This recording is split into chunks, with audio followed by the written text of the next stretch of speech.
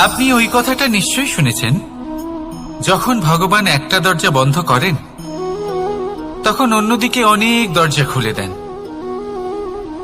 এবার এই দরজা, এই সমস্ত পথ আমরা দেখতে পাই না, অনেক সময় আমরা বুঝতে পারি না, হারিয়ে যায় সব। কখনো কখনো মনে হয় যে এই কথাটাই মিথ্যে, কিন্তু আসলে তা তো নয়। তাহলে হারিয়ে যায় কেন? কারণ আমরা সময় নষ্ট করি এই দরজার দিকে তাকিয়ে থেকে।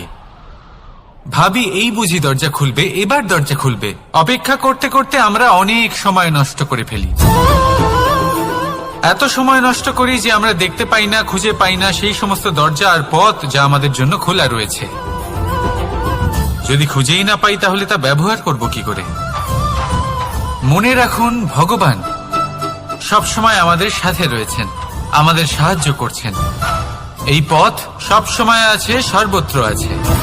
দরকার রয়েছে শুধুমাত্র দৃষ্টিভঙ্গি, এবং তিনি অবশ্যই পথ খুঁজে পাবেন। তাহলে আসুন আমার সাথে ভালোবেসে বলুন, রাধা রাধা। ধর্ম। আমরা সকলে ধর্মের বিষয়ে কথা বলি, কখনো নিজের ধর্মের বিষয়, আর কখনো অন্যের ধর্মের বিষয়। কখনো আমরা অধর্ম দেখলে সেই বিষয়ে কথা বলি। অনেক রকম আলোচনা হয়, কিন্তু এই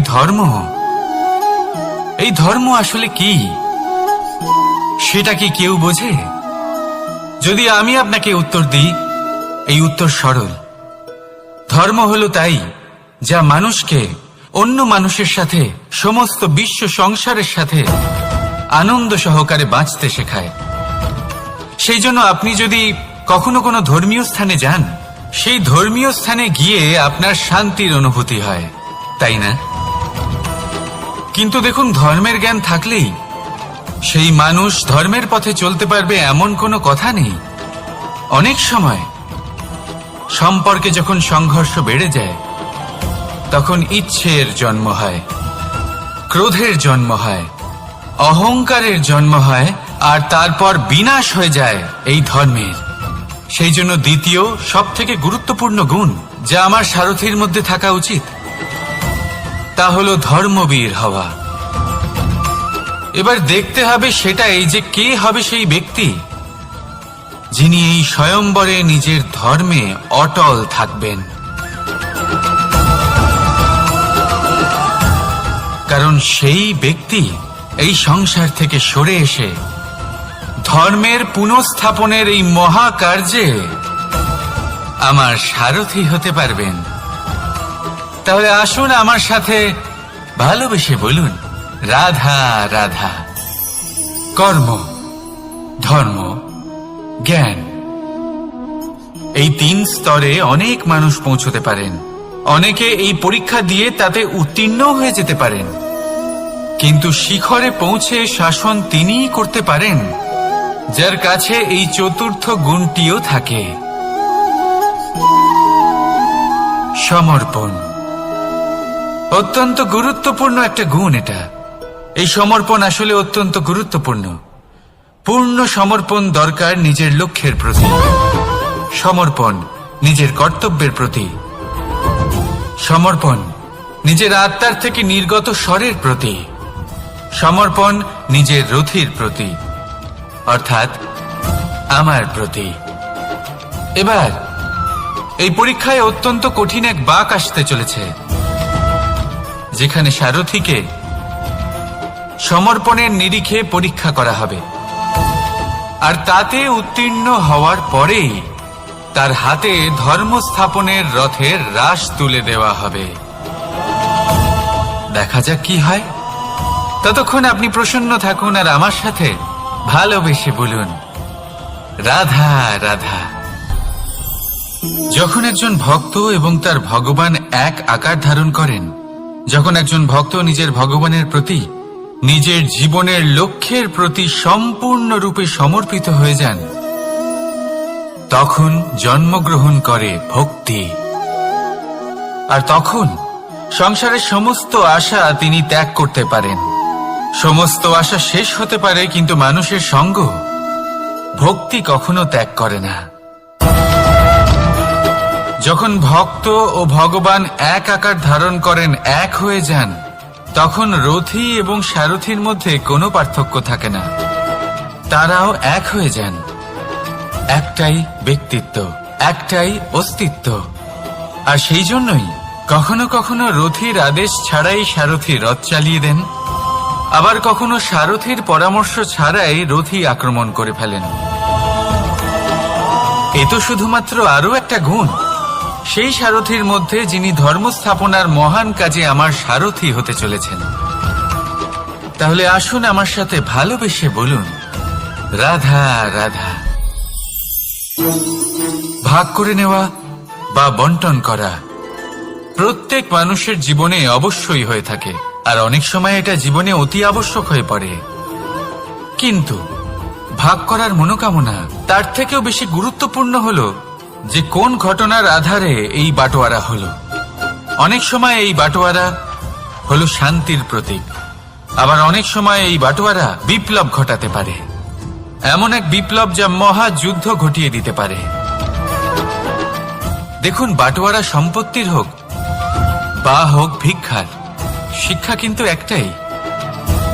জীবনে অনেক সময় বাটোয়ারা দরকার হতে পারে, কিন্তু যতদূর সম্ভব তা এড়িয়ে চলুন, একসাথে মিলে এগিয়ে চলুন। কারণ দেখুন, এই যে বাটোয়ারা ভাগ করে দেয়, আর সেখানেই একতা আপনাকে অগ্রসর করে। তাহলে আপনিও এটাই করুন, একসাথে মিলে সামনে এগোন, আর আমার সাথে ভালোবেসে বলুন, রাধা রাধা। কখনো ভেবে দেখেছেন মানুষকেই এই সংসারে সর্বশ্রেষ্ঠ প্রাণী কেন বলা হয়? অন্য কোনো প্রাণীকে কেন নয়?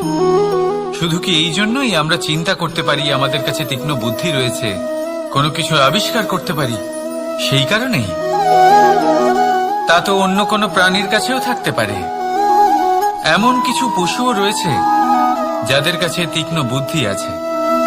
তাহলে মানুষ কেন? কারণ মানুষের কাছে এমন কিছু রয়েছে যা অন্য প্রাণীর কাছে নেই। মানবতা। মানবতা যা সর্বপ্রথম এগিয়ে যেতে চাইলেও যদি পথে কেউ ধাক্কা খেয়ে পড়ে যায়, তাকে আগলে রাখতেও জানে।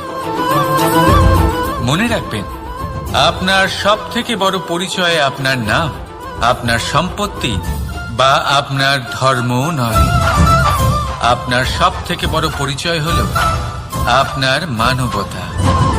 তাহলে সময় এলে পরে নিজের মানবতার পরিচয় দিন। অন্য মানুষকে সাহায্য করুন, অন্য প্রাণীকে সাহায্য করুন। একা একা পথ চলা হলো পশুদের প্রবৃত্তি। মানুষ হলেন তিনি যিনি অন্যের জন্য প্রাণও দিতে পারেন। মানুষ হলেন তিনি যিনি অন্য মানুষের প্রাণ বাঁচান। সেই মানবতাকে জাগিয়ে তুলুন, আর এই জীবন বাঁচতে শুরু করুন। আর হ্যাঁ, আমার সাথে ভালোবেসে বলুন, রাধা রাধা। এই সংসারে মাতা পিতা তার সন্তানকে সব থেকে বড় উপহার কি দিতে পারে? বৈভব, সুযোগ সুবিধা, বাড়ি, নাকি আশেপাশের পরিবেশ? এই সংসারে মাতা পিতা তার সন্তানকে সব থেকে বড় উপহার শিক্ষা দিতে পারেন, কিন্তু তার জন্য সময়ের প্রয়োজন হয়। এবার এই সময় অত্যন্ত অদ্ভুত। সময়ের ধারণা সবার রয়েছে। কখনো কখনো কিছু কঠিন সময় বরদানের মতো আমাদের সম্মুখে আসে।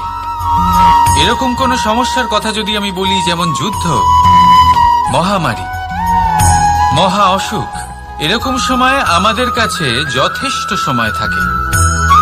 এই সময় আমরা চিন্তা করি, ভয়ভীত হই, কে জানে কত সম্পত্তির ক্ষয়ক্ষতি হবে। এবার এই সময় কিভাবে কাটিয়ে ওঠা যায়? অশুভ চিন্তা তার মনের মধ্যে বাসা বাঁধে। সে বুঝতে পারে না সে কি করবে। আমি বলবো, চিন্তা ত্যাগ করুন, এই ভয়কে ত্যাগ করুন। আর মনে রাখুন একটা গুরুত্বপূর্ণ কথা, যে ঈশ্বর আপনাকে বরদান দিয়েছেন যাতে আপনি নিজের কর্তব্য পূর্ণ করতে পারেন। কর্তব্য, নিজের পরিবারকে সময় দেওয়া, নিজের সন্তানকে শিক্ষা দেওয়া। তাদের সাথে বসুন, কথাবার্তা বলুন, আলোচনা করুন, কিছু কথা তারা বলবে, কিছু আপনি বলবেন, কিছু আপনি শিখবেন, কিছু তারা শিখবে। তাদের সাথে খেলা করুন, তাদের সাথে পূর্বপুরুষের গল্প করুন। এইসব করলে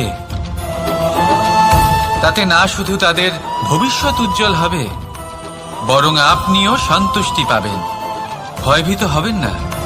আজ বর্তমানে আপনি কি করতে পারেন যাতে আপনার বর্তমান সঠিক হবে এবং ভবিষ্যৎ উজ্জ্বল হবে, তাতে একাগ্র হন। সব কিছু শুভ হবে। রাধা রাধা।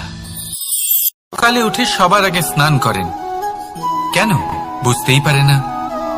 কেন কথায় কথায় বারান্দা উঠোন পরিষ্কার করা হয়? বুঝতেই পারে না। অনেক মানুষজন এটাকে ধার্মিক এবং অন্ধবিশ্বাস বলে, কিন্তু যদি আমি আপনাকে সত্যি কথা বলি, প্রত্যেক ধর্ম বিজ্ঞানসম্মত। প্রত্যেক কাজের পেছনে বৈজ্ঞানিক সত্যতা লুকিয়ে রয়েছে, কিন্তু প্রত্যেক মানুষ সেই নিয়ে কতটা ভাবেন, কতটা বোঝেন আর কি পদক্ষেপ নেন তা হলো আলাদা এবং অত্যন্ত গুরুত্বপূর্ণ, কিন্তু তা হলো বিজ্ঞানসম্মত। আজও যখন আমি আগে বাড়ি যাই, মা সবার আগে আমার হাত পা ধুয়ে দেন, তারপর সবকিছু। তাই আপনি পরিচ্ছন্ন থাকুন, তাহলে আপনি সুস্থ থাকবেন। তখনই আপনার মনে ভক্তিভাব আসবে, তখনই এই সমগ্র সংসারকে সামলানোর শক্তি অর্জন করতে পারবেন। তাহলে পরিচ্ছন্ন থাকুন, সব ভালো থাকবে। রাধা রাধা। মানুষের জীবনে স্বচ্ছতার একটা আলাদা গুরুত্ব আছে। যদি আপনি নিজেকে স্বচ্ছ রাখেন, তাহলে আপনার নিজেরও ভালো লাগবে, সামনের ব্যক্তিরও ভালো লাগবে, একটা অন্যরকম প্রভাব পড়বে। কিন্তু একজন শ্রেষ্ঠ ব্যক্তি কিভাবে হয়ে ওঠা সম্ভব? যার মধ্যে গুণ আছে, শিক্ষা আছে, শুভ চেতনা আছে, যিনি সৎকর্ম করেন। কিভাবে হব সেই ব্যক্তি যার মধ্যে জ্ঞান আছে? শুধুমাত্র স্বচ্ছ থাকলে তো তা হওয়া সম্ভব নয়। প্রথমে আপনাকে বুঝতে হবে যে মানুষের মধ্যে 4টি মূল তত্ত্ব আছে। প্রথম হলো তার শরীর, যার দ্বারা উনি যে কোনো কর্ম করে থাকেন। দ্বিতীয় তত্ত্ব হলো তার মন, যার দ্বারা কোনো কর্ম করার জন্য সে নিজেকে প্রেরণা দিতে থাকে। তৃতীয় তত্ত্ব হলো বুদ্ধি, যে কর্ম আমরা করতে চাই, যে লক্ষ্যে আমরা পৌঁছতে চাই, সেটা আমরা কিভাবে কোন পথে করব সেটা স্থির করা যায় বুদ্ধি দিয়ে। আর চতুর্থ তত্ত্ব হলো আত্মা। আত্মা হলো এমন এক তত্ত্ব যার কোনো সমাপ্তি নেই। আত্মা হলো অজয়, কিন্তু এরও শুদ্ধিকরণের প্রয়োজন হয়। এই 4টি তত্ত্বের শুদ্ধিকরণ করতে থাকুন, এদের নির্মল রাখুন, শুদ্ধ রাখুন। এবং এটা কিভাবে হবে? শুভ চেতনা দ্বারা, জ্ঞানের দ্বারা, এবং সব থেকে বেশি গুরুত্বপূর্ণ প্রেমের দ্বারা। আসুন আমার সাথে ভালোবেসে বলুন, রাধা রাধা।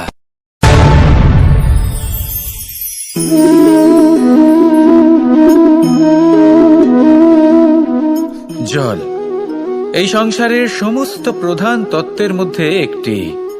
এই জল যে কোনো জ্বালা দূর করে, আগুনকে নিভিয়ে দেওয়ার ক্ষমতা রাখে, অবিরল অবিচল ভাবে প্রবাহিত হতে পারে, একে কেউ বাধা দিতে পারে না। এর পথে বাধা সৃষ্টি করলে নিজের পথ নিজেই খুঁজে নেবে, বা সে নিজেই নিজের পথ বানিয়ে নেবে, কিন্তু কখনো থামবে না। এই জল হলো মহান, আর এর একটা মহান গুণ আছে, এর নিজস্ব কোনো রং নেই। কিন্তু যখন মেঘ থেকে বৃষ্টিরূপে পৃথিবীতে ঝরে পড়ে, তখন সমস্ত সংসারকে রঙিন করে তোলে। যেখানে খরা হয়েছে সেখানে শ্যামল করে তোলে, যে স্থান শ্যামল সেখানে ভিন্ন ভিন্ন প্রকারের পুষ্প ফুটিয়ে তোলে। এই জল, এই জলের মতন আমাদের হতে হবে। ওর যেমন কোনো রং নেই, আমাদেরও যেন কোনো অহংকার না থাকে। শুধু কর্মের এই ধারাতে বইতে থাকুন, এই সংসারের মঙ্গল করতে থাকুন, শ্রেষ্ঠ কর্ম করতে থাকুন। এই সংসারকে এটা বলার কোনো প্রয়োজন নেই যে আপনি কে। আপনি যদি কর্ম করতে থাকেন, তাহলে এই সংসার নিজে থেকেই আপনার মূল্য জানতে পারবে। আর তখন এই মন প্রসন্ন হয়ে বলবে, রাধা রাধা। একদিকে হলো আঙুর আর অন্যদিকে কিশমিশ। দেখতে গেলে এই দুটোই সবারই খুব প্রিয়, শিশু হোক, যুবক হোক বা কোনো বৃদ্ধ ব্যক্তিই হোক না কেন। আর দেখতে গেলে এই কিশমিশ এটা আঙুর থেকেই আসে, তারই অন্য একটি রূপ। কিন্তু কখনো হাটে যান আর গিয়ে জিজ্ঞেস করুন যে এই কিশমিশ আর আঙুর এই দুইয়ের মধ্যে অধিক মূল্য কার। আপনিও নিশ্চয়ই জানবেন যে কিশমিশের মূল্য আঙুরের থেকে অনেক গুণ বেশি। এবার এরকম কেন হয়? এর পেছনে কি কারণ থাকতে পারে? একদিকে হলো সেই আঙুর যা টাটকা অবস্থায় গাছ থেকে পেড়ে খাওয়া যায়, আর অন্যদিকে হলো কিশমিশ যাকে মাসের পর মাস রোদে ফেলে রাখা হয়। একদিকে আঙুর যা কিনা অত্যন্ত রসালো, আর কিশমিশে কোনো রসই নেই। একটি হলো অত্যন্ত কোমল এবং সুন্দর, অন্যটি অমসৃণ এবং তাতে বিন্দুমাত্র সৌন্দর্য নেই, তাও তার মূল্য বেশি। এইসব কেন হয়? এই কারণেই হয় কারণ সেই আঙুর অনেক মাস পর্যন্ত রোদ সহ্য করে থাকে, কষ্ট সহ্য করে থাকে, তবেই সেই আঙুর কিশমিশে পরিণত হয়। এবার জীবনের কড়া রোদ যাকে সহ্য করতে হয়, তার সাথেও এটাই হয়ে থাকে। তারও মূল্য আপনা থেকেই বৃদ্ধি পায়। আপনার জীবনে আপনার গুণ, আপনার প্রতিভা, তা অত্যন্ত গুরুত্বপূর্ণ। কিন্তু যখন আপনি অভিজ্ঞতা লাভ করেন, তখনই সেই অভিজ্ঞতা আপনার গুণ এবং প্রতিভাকে আরো অনেক বেশি শ্রেষ্ঠ করে তোলে। তাই জীবনের কঠোর রোদের মধ্যেও দাঁড়িয়ে থাকাটা শিখে নিন, সাহসের সাথে কঠিন পরিস্থিতির সম্মুখীন হওয়াটা শিখে নিন। ঠিক এইভাবেই অভিজ্ঞতা লাভ করতে হয়, আর এই অভিজ্ঞতা আপনার মূল্য বৃদ্ধি করতেই থাকবে, করতেই থাকবে। আর তখন এই মন প্রসন্ন হয়ে বলবে, রাধা রাধা। জীবনে আমরা সবাই, এই সংসারে প্রত্যেকেই শুধুমাত্র ওপরে উঠতে চায়। এমন কেউ নেই যে নিচে পড়তে চায়। কিন্তু আপনাকে যদি সত্যের সাথে পরিচয় করাই, তাহলে নিচে পড়া অত্যন্ত আবশ্যক। যখন আপনি নিচে পড়েন, তখন সর্বপ্রথম আপনার মনে পড়ে ওপরে যখন ছিলেন, সেই স্থান, সেই সময় এবং তার গুরুত্ব কি ছিল। তার থেকেও বড় শিক্ষা, আপনার যখন পতন ঘটে, তখন আপনি বুঝতে পারেন আপনার আপন কে আর এটা আপনাকে জীবনের খুব বড় এক শিক্ষা দিয়ে যায়। রাধা রাধা। ব্যক্তি কখন সফল হয়, কখন অসফল, কখন ক্ষতি হয়, কখন লাভ, কখন জয় হয়, কখন পরাজয়, এসব কিসের উপরে নির্ভরশীল? বেশিরভাগ লোকেই বলবেন পরিস্থিতির ওপর, আর সেটা ঠিকও। যদি বাইরে বর্ষার পরিবেশ থাকে, তবে সেখানে বস্ত্র কিভাবে শুকোতে পারে? যদি ঝড়ের পরিবেশ থাকে, তাহলে নৌকা কিভাবে পার করানো যেতে পারে? কিন্তু যদি আমি আপনাকে আসল সত্যি বলি, তাহলে অসফলতার কারণ পরিস্থিতি নয়, সেই পরিস্থিতিকে স্বীকার করে নেওয়া। প্রত্যেকের জীবনে এরকম সময় অবশ্যই আসে যখন আমরা চাইলেও পরিস্থিতিকে পাল্টাতে পারি না। পরিস্থিতিকে পাল্টানো অসম্ভব হয়ে ওঠে। এরকম সময় একটাই উপায় আছে, পরিস্থিতিকে নয়, মনস্থিতিকে বদলান, আর দেখবেন সবকিছু ভালো হবে। কারণ এই মনস্থিতি আপনার জীবনের সব থেকে বড় সম্বল, সব থেকে বড় সাথী।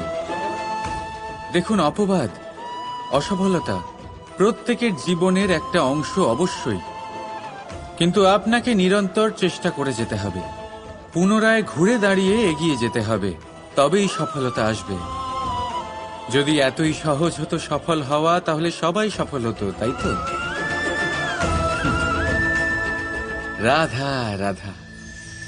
বন্ধুত্ব, সংসারের সব থেকে বড় সম্পর্ক এই বন্ধুত্ব। জীবনে মা, বাবা, ভাই, বোন, এইসব সম্পর্ক আমরা বাঁচতে পারি না, কারণ এগুলি আমরা জন্মের সাথেই পাই। কিন্তু বন্ধুত্ব একটাই এমন সম্পর্ক যেটা আমরা বাছাই করতে পারি, যা আমরা বানাই, যা আমরা এগিয়ে নিয়ে যাই। তাই এই বন্ধুত্ব নিয়ে গর্ব করুন। যাকে আপনি বন্ধু বেছেছেন, তাকে নিয়ে গর্ব করুন। যদি আপনারা দুজনে একসাথে থাকেন, তাহলে আসুন আর আমার সাথে ভালোবেসে বলুন, রাধা রাধা। আমরা সকলে পরিশ্রম করি আর তার ফলও আমরা ভোগ করি, কিন্তু অনেক সময় এরকম হয় যে পরিশ্রম আমরা করি কিন্তু বাহবা অন্য কেউ পেয়ে যায় বা অন্য কেউ নিয়ে যায়। এবার এই সময় আমরা নিরাশ হয়ে পড়ি, হতাশ হয়ে পড়ি, তারপর কাজে আমাদের একটুও মন বসে না। আমরা আমাদের পূর্ণ যোগদান করা বন্ধই করে দিই। চিন্তা করতে থাকি যে পুনরায় যদি এরকম পরিশ্রম করি আর পুনরায় সেই পরিশ্রমের বাহবা অন্য কেউ নিয়ে যায়, তাহলে সেই পরিশ্রম করেই বা কি লাভ? আর তার পরিণাম এই সংসার আপনাকে নিকৃষ্ট মনে করতে শুরু করে। এবার আপনি জিজ্ঞেস করবেন এরকম সময় কি করা উচিত। আপনাকে একটা কথা বলে রাখি যে যদি আপনি এই নিয়ে চিন্তাই না করেন যে আপনার পরিশ্রমের বাহবা অন্য, রাধা রাধা। দেখতে গেলে এই সংসার বড়ই সুন্দর, কিন্তু আসল সত্যি এটাই যে সংসারে সবকিছু নশ্বর। যেটা কাল ছিল তা আজ নেই, যা আজ আছে তা কাল ছিল না, আর যা আজ আছে তা কালও থাকবে না। প্রত্যেক মানুষকেই যথাসময়ে কালের কাছে মাথা নত করতে হয়। এই রূপের বিনাশ করে বার্ধক্য, প্রাণের বিনাশ করে মৃত্যু, আলস্য, ঈর্ষা ধর্মের বিনাশ করে, আর ক্রোধ ক্রোধ বিনাশ করে সম্পর্কের। কিন্তু এরকম একটা অনুভূতি আছে যা একাই সমস্ত গুণ বিনাশ করতে সক্ষম হয়, আর সেটা হলো অহংকার। তাই জ্ঞানকে নিজের কাছে আসতে দিন, কিন্তু অহংকারকে কখনোই নয়। কারণ যদি এই অহংকার আপনার কাছে চলে আসে, তাহলে জীবনে যা কিছু আপনি অর্জন করেছেন, তা সে গুণ হোক বা হোক ধন, সে বন্ধু হোক বা হোক আনন্দ, সবকিছু শেষ হয়ে যাবে। রাধা রাধা। এই পাথর দেখতে পাচ্ছেন আপনি? কত গোল, কতটা চকচকে। বাচ্চাদের অনেক সময় এটা নিয়ে খেলতে ভালো লাগে, আর কেনই বা লাগবে না? কতটা সুন্দর আর মসৃণ এটা। কিন্তু আপনি কি কখনো ভেবে দেখেছেন এই পাথর আগে কি ছিল? কোনো বিশাল আকার পর্বত, কোনো বিশাল আকার পাথরের একটা বড় ভেঙে যাওয়া অংশ বিশেষ, যেটা কোনোভাবে নদীতে পড়ে নদীর ধারার সাথে বইতে থাকলো। মাটির সাথে ঘর্ষণ হলো, বালির কণার সাথে ঘর্ষণ হতে থাকলো, আর তারপর ধীরে ধীরে এই আকার পেল। এবার আমরাও এই পাথরের মতোই। অবশ্যই আপনাকে জন্ম দিয়েছেন, কিন্তু আপনি নিজে নিজের ব্যক্তিত্বের রচয়িতা, আর আপনি তা রচনা করেন কঠিন পরিস্থিতির মুখোমুখি হয়ে, সংকটের ধারা পার করে। তাই আপনিও এই পাথরের মতো নিরন্তর চেষ্টা করতে থাকুন, নিজের অস্তিত্ব বজায় রাখুন, এই অস্তিত্বকে মহান করতে থাকুন, আর আমার সাথে ভালোবেসে বলুন রাধা রাধা। বর্ষাকালে যখন ভয়ানক বৃষ্টি হয়, তীব্র গতিতে যখন হাওয়া চলে, তখন আপনি নিশ্চয়ই দেখেছেন যে পাখিরা, যাদের বাসা মাঝে মাঝে ভেঙে পড়ে, নষ্ট হয়ে যায়। কিন্তু আপনি কি কখনো সেই পাখিদের বিলাপ করতে দেখেছেন? কখনো নয়। যখনই সেই বৃষ্টি থেমে যায়, তারা আবার একটু একটু করে খড়কুটো জোগাড় করে তাদের বাসা বানিয়ে ফেলে, নিজের সংসার সেই রকমই বানিয়ে দেয় যেমন আগে ছিল। এমন কেন? কারণ এই ঝড়ের তাণ্ডবের সাথে সেই পাখিদের কোনো বোঝাপড়া করারই নেই। তারা শুধু সেটাই করতে থাকে যেটা তাদের হাতে আছে, আর এটাই হলো সুখী জীবনের মূল মন্ত্র। যেটা আপনার হাতে নেই তা নিয়ে বিলাপ করে আপনার কোনো লাভ হবে না। মনোসংযোগ তাতেই করুন যা আপনার হাতে রয়েছে। যা বদলে গেছে তাকে আপনি আবার বদলাতে পারবেন না, কিন্তু যা আপনি বদলাতে পারবেন তাতে মনোসংযোগ করুন। এই জীবনে একটু ধনাত্মক হয়ে উঠুন, দেখবেন সব শুভ হবে। রাধা রাধা। ছোটবেলায় একটা জিনিস আমি কখনো বুঝে উঠতে পারিনি। আমি সবসময় আশ্চর্য হয়ে থাকতাম যে এটা কি করে সম্ভব হতে পারে। ব্যাপারটা ছিল এরকম, আমি আমাদের গোয়াল ঘরে দেখতাম ভিন্ন ভিন্ন রং রূপের গাভী। কারোর রং কালো তো কারোর রং সাদা, কেউ খয়েরি তো কারোর রং বাদামি। এবার আমি দেখতাম কারোর কারোর শিং বড় তো কারোর এত ছোট যে দেখাই যায় না। কোনো গাভী আকারে ছোট ছিল তো কেউ একটু বড়। কিন্তু যখন সেই সব গাভী দুধ দিত তখন আমি দেখতাম সেই সব দুধ সমান, রং সমান, স্বাদ সমান, গুণও সমান, আর সমান পুষ্টিও। এবার আমি এটা বুঝতে পারতাম না। আমার দৃষ্টিতে তো সমস্ত গাভী আলাদা আলাদা ছিল। আমি ভাবলাম আমি মাকে জিজ্ঞেস করি। মাকে জিজ্ঞেস করলাম। মা আমাকে বললেন, কানাই, রং রূপ পাল্টালেও গাভীদের বাস্তবিকতা তো পাল্টায় না। গাভী তো গাভীই থাকবে। এবার আমি এটা রাধা রাধা। সাগর কত বিশাল হয় এই সাগর! কি না করতে পারে এই সাগর! এক মুহূর্তের মধ্যে সব ধ্বংস করে দিতে পারে, প্রলয় ডেকে আনতে পারে, সংসার মুছে ফেলতে পারে। এই সাগর জীবন জ্যোতি নিভিয়ে দিতে পারে। কিন্তু এই সাগর যা মেটাতে পারে না তা হলো একজন তৃষ্ণার্তের তৃষ্ণা। অন্যদিকে এই ঘোড়া যা এতটাই ছোট যে গোপিনীরা একসঙ্গে অনেকগুলো নিয়ে চলতে পারে, কিন্তু এই ছোট ঘোড়া অনেকের তৃষ্ণা মেটাতে পারে। এবার বলুন, জল সাগরেও আছে, আবার এই ঘোড়াতেও। তাহলে পার্থক্য কোথায়? এখানে পার্থক্য হলো তাদের আচরণের মধ্যে। একজন মাটির মধ্যে মিষ্টি জল ধরে রাখে তো আরেকজন নিজের নোনা জলের আঘাতে যে কাউকে মাটিতে মিশিয়ে দিতে পারে। আপনি কি হতে চাইবেন? সাগরের নোনা জল হয়ে কারোর আশা চূর্ণ বিচূর্ণ করে দিতে, নাকি মিষ্টি জলের ঘোড়া হয়ে কারোর তৃষ্ণা মেটাতে?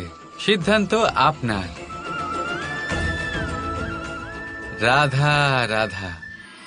কতবার এমন হয় আপনি কোনো কাজ করার জন্য কাউকে দায়িত্ব দেন, কিন্তু সেই ব্যক্তি সেই কাজ সম্পন্ন করতে পারে না, অসম্পূর্ণ রেখে দেয়, অথবা ঠিকভাবে করতে পারে না। এবার এই পরিস্থিতিতে কি হয়?